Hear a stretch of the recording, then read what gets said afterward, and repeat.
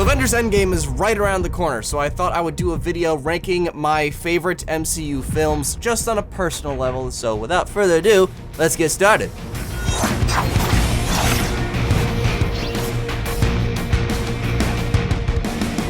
So hello, welcome, it's Samurai Kibiji here, in which every week I encourage you to be geek, be proud, be awesome. And over the next few days, there will probably be another 2 videos regarding Avengers Endgame, including a spoiler talk video to which I will be having a guest on this channel that I am so excited about, so make sure you're subscribed if you are not yet. But in this video, the MCU, me as a fan, I have built these ever since the first Iron Man, and literally, this is my all-time favorite movie franchise. There's nothing I enjoy more. This is a very interesting list for me that could honestly change and turn, but just thinking about it for half hour to hour, this is what I would say. And keep in mind, we are gonna disagree, so not everything's gonna be accurate, which is totally fine. I want you to let me know in the comments what's your low tier, mid tier, and high tier films, or just maybe your top 5. Let me know any of those in the comments below, but let's get started. So I categorized each of these movies in like low, mid, high tier stuff from the MCU, and none of these films I dislike, truly. None of these films I have like, you know, I enjoy every single one of these. So it goes from like to really like to love. And so the first one I will list at number 21 is Iron Man 2, to which a lot of people put this towards the bottom of their lists. And it's a film I do like. I think there is good in it. It just has kind of a lot of things going on, and it has a great villain, honestly, and I think the color correction for it's great, and the actors do fine, you know. It's a good movie. It just has lots of pieces moving in it, and it doesn't really seem like it's too important either, or a character arc, so I don't know. It's just probably my least preferred movie to watch. And this one will be a shocker to quite a few folks, but I'm putting at number 20, Iron Man 3. I actually almost put this at my lowest number. People are gonna freak out about that, but hear me out. It's just because I feel like this movie did a good job of proving, you know, Tony Stark is really Iron Man and not just his suit. It did that great. It did have a nice, much more well put together story than Iron Man 2, but something about it just doesn't resonate with me. The twist with Mandarin and the kind of structure the story goes on, it's just a film in the MCU that I just have kind of as a forgettable one. Now, number 19, we have Thor: The Dark World. Dark World, I actually enjoyed, I'd say, more than others. Like, I get why the hate comes from this movie, especially for its villain. It has probably the weakest villain of the entire MCU, but I still found it enjoyable. I thought it was a much more entertaining film than the first Thor, bringing Loki back as well as some things with Thor's family. There is good in here. It's more so towards its end, and the chemistry between Thor and Jane kind of withers away more in this film. I don't know, there's just stuff about it. It's like Iron Man 2 and 3 where it's just, I'm not gonna go back to it anytime soon. Number 18, I actually thought about making this my bottom one because I did not care for this film for the longest time, but I'm gonna say Captain America, the First Avenger, manages to get up to 18. I think it has a good first half, but then the second half just starts to, I don't know, it becomes very montagey and things kind of fly by, and it has a nice ending, but the last act kind of seems a bit rushed.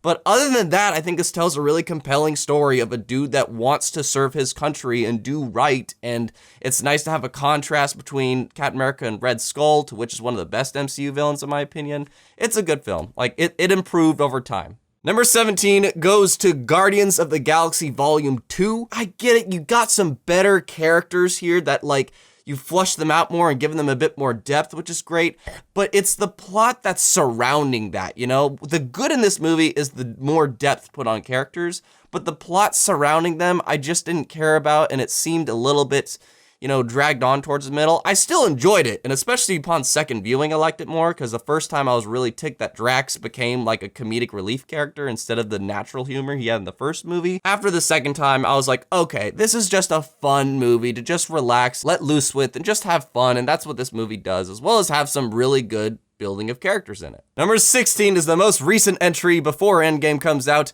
Captain Marvel. I actually really enjoyed Captain Marvel. It's a movie that I feel there's a lot of things that could have been done to make it better. Of all the MCU films, I will say Captain Marvel's probably the least, like, the character I connected with the most. But I think the plot that's surrounding her is good, and she's good enough, and the movie's got some really neat twists introduced throughout it. It's just a movie that introduced us to a new character, and I also really favor origin story movies too, and I think they did a good job with Captain Marvel, I really do. Number 15 goes to my favorite Avenger, the Incredible Hulk. A lot of people put this in the lower tier, which it is. It's at the top of my low tier. I really love Edward Norton as an actor. I think he did great in the role personally. And there's only like 3 times that the Hulk out happens, but each and every time it is so cool when it happens. I love the sense of this beast that you have to contain, and there is this adventure to try to cure it and him come to terms with it eventually. This is easily the best Hulk movie that's been produced so far, even though there's only like, what, 2 or 3 in the show? But I really like The Incredible Hulk, which leads into the mid-tier movies. So 14 through 8 is the mid-tier, to which these are movies I just straight up, I enjoyed all these, but mid-tier starting to get into that I really like area. But I will say number 14 it was a toss and turn for me to include it, Thor Ragnarok. I probably have the most complicated relationship with any of the movies on this with Thor Ragnarok. When I first watched it, I was really kind of bitter about how much they changed the core character that is Thor. And I liked how Thor was, he was the mythical one.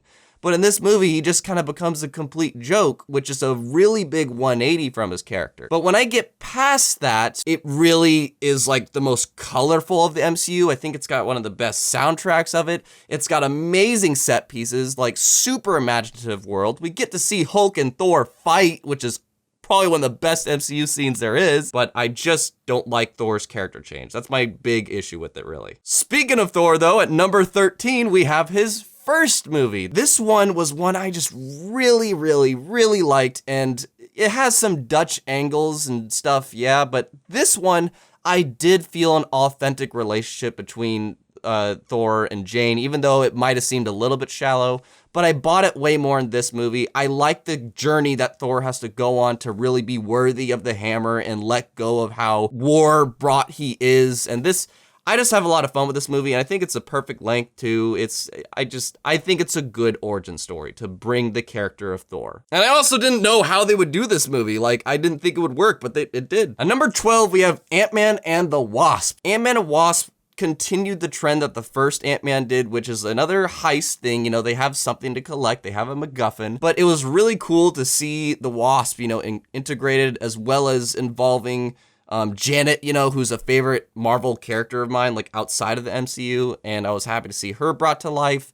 And this just continued the trend of being a fun movie. And while Edgar Wright didn't write it, it still, just has a fun script. This movie I have a good time with it. I really have a good time with it. But at number 11, just like Thor, we have the first Ant-Man. It's funny. I made this list and I was like, Thor Ragnarok, Thor, Ant-Man, Wasp, Ant-Man. But the first Ant-Man was just, again, it was such a fun movie that was really something I was impressed by, because we just went from Age of Ultron, this huge adventure that was Age of Ultron, this huge, massive scope of it being like global, whereas Ant-Man was just a story of a guy, just like a dad that, is trying to get back in life and be a good father for his daughter, and it was just such a small scale story that I was like, wow, I'm totally okay with this. We could go from a big story to a small story. That's fine. And Ant-Man really did live up to being the small guy. That was not intended. That led to a really big and fun story. We're still in the mid-tier, but we're entering the top 10, with number 10 being Doctor Strange. Doctor Strange was a really nice movie that, kind of like Thor, I was not sure how they were going to do this movie, but easily Doctor Strange has the most trippy visual effects of any of the movies on this list, but also giving us a character that really needed a redemption arc to really, similar to Thor, he was this guy that all he really cared about was himself, even though he did, change people's lives, but deep down, subconsciously, it's all for himself. And I really like this hero's journey to become Doctor Strange. Trippy visual effects, a good character with some surrounding characters around him, an villain, but it impressed me. At number 9, we have a movie that I had a complicated relationship with at first, but over time it's grown on me, Black Panther. Ryan Coogler did such a good job directing this movie and bringing this world to life. Again, this is another world that got brought to life in such a great way. It had a story that was, yes, resembled some things we've seen before, but it had such an impactful story and made you think, as well as, morality conflictions of, you know, a mentor figure that you look up to, as well as like somebody that you created in the world that just... There's so much about this movie that I really do respect. And it gave us, as well as Michael B. Jordan's performance, one of the best villains of the MCU being Killmonger. Seriously, he's a standout with what he is and how he was created. This movie is definitely one of the ones in this universe that I respect the most. Number 8 is Avengers: Age of Ultron. I love this movie. I know there's a lot of people that have conflictions about it, about like how all over it is with its plot and Thor going into a hot tub and, you know, just all this stuff about it.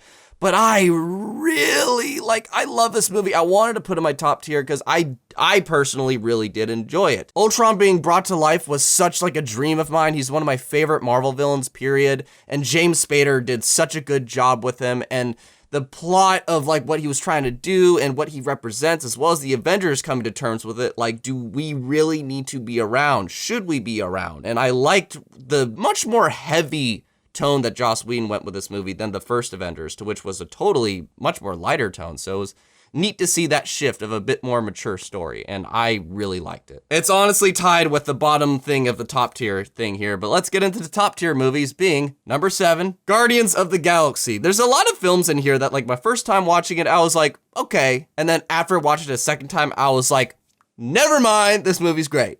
Guardians of the Galaxy is probably the movie in this list, next to Thor Ragnarok, is just the one to just have the coolest, funnest time with, bringing us such well thought out characters that are amusing and interesting and likable.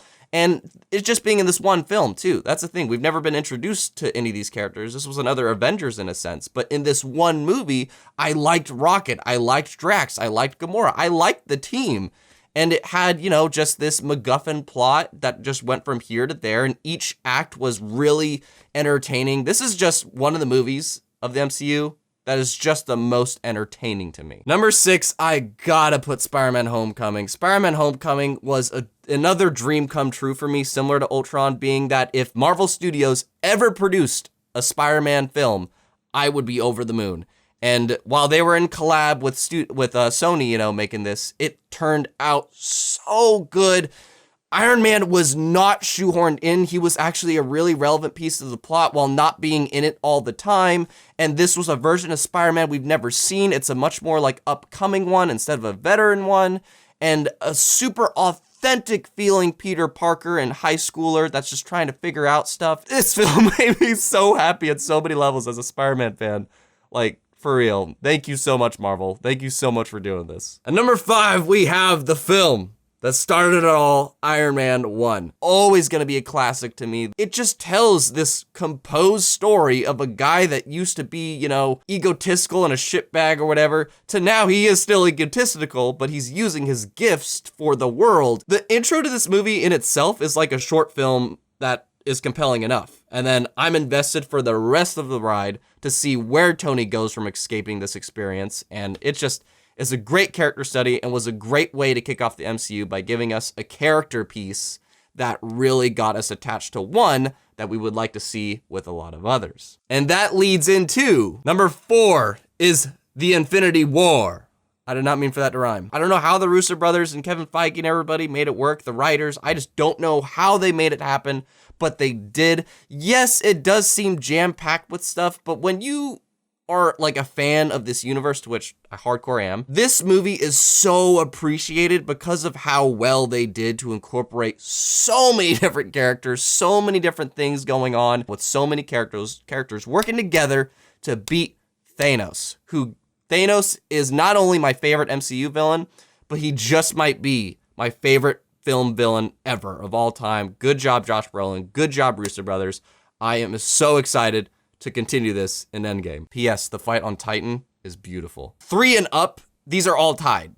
I do not like any of them more than the other. I just simply put together this list and listed them. I'm just like, all right, you know what? I'm just gonna go with this, but these are all tied. But the first one I'll say is number 3, The Avengers. I will never forget The Avengers. The Avengers will be a moment in my life that I will never forget. If somebody asks me, like, what's some of your favorite moments of your entire life, it will be the first time I watched The Avengers in theaters. It was 4 years that paid off super duper well. It was 4 years of buildup between all these different characters, seeing them finally come together, And when you get to that point in the movie, which I love that Joss Whedon makes all the Avengers have a hard time working together and like, you know, being on a team. But once it all leads up to that Battle of New York circle shot, and the Battle of New York is like one of my all-time favorite movie battles. Oh, it's just, this movie was payoff. If I summed it up in one word, it is freaking payoff. Number 2, The Winter Soldier. Like other movies on this list, the first time I saw Captain America: The Winter Soldier, I couldn't appreciate it too much, but then after watching it another time, and then another time, and then another time, each time I watch it, I find more about it that I like, and the more I respect about it. And it's got some of the, like, best action of the MCU, in my opinion, when it comes to choreography. Crazy villains with what they're trying to do, and a twist that comes with it as well, being like who can Cap trust, and Bucky being the Winter Soldier. Like, that was such a neat element too that added a sense of brotherhood to this. This movie just has a lot of stuff in it that worked perfectly to complement Captain's journey, you know, Captain America, and this is what made him cool, while also having a plot that is so damn good. And at number 1, Captain America, you got it, man. Your 2 films are the top 2 of this list. Civil War. While Civil War to me is just as good as Winter Soldier and the Avengers on a personal level to me, I love the color palette. They really, even in the commentary for Infinity War, the Russo brothers were like, we wanted Civil War to still feel like a grounded, realistic story, to which they did. How would the world deal with super beings? You know, how would the world deal with there being these superpowered individuals that, yes, they save people, but there's also some wreckage that comes with it. And it gave us, you know, characters being at odds with that. Obviously, they're not all going to agree. No question to me, Civil War is the most mature movie of the MCU, and that's a big reason I appreciate it, as well as the airport throwdown. Obviously, the airport throwdown alone is like worth the price of ticket. And Avengers Endgame premieres this Thursday night, to which I am going. I am super excited. We will see where it winds up on this list, and I will have a spoiler talk for it with Mr. Austin Burke. I am freaking excited, dude. Me and this guy, like, I don't know. I've been following him for a bit, and apparently he has with me as well. So I am so excited to be able to talk spoilers with him. And yeah, so stay tuned for that. Make sure you're subscribed. Share your thoughts on what are your top 5 favorite films? What's your least favorite? You know, let me know any comments you have on the MCU, and make sure you click on a video down below. Stick around, and I will catch you in the next one. Be geek, be proud, be awesome.